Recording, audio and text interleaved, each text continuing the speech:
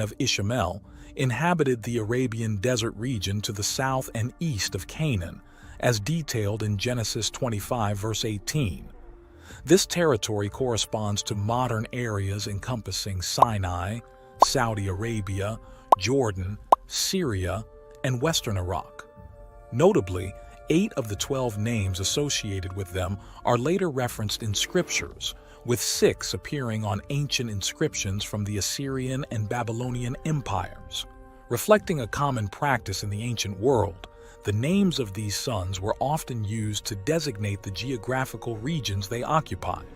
The descendants of Ishmael became known as Arabs, which basically means nomads. From the beginning, the descendants of Ishmael were a warlike people, as they lived in hostility toward all the tribes related to them.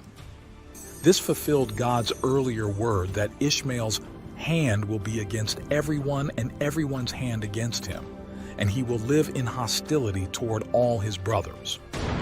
God's declarations found fulfillment in the contentious relationships of the Ishmaelites. The expression depicting Ishmael's dwelling in the presence of all his brethren is more accurately translated as in defiance of all his brothers. The ensuing instances illustrate the presence of such hostility.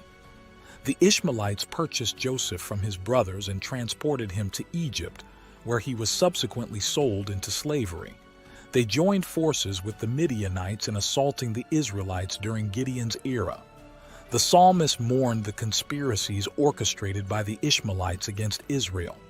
Ultimately, the eastern tribes of Israel engaged in conflict with the Ishmaelites, resulting in their defeat.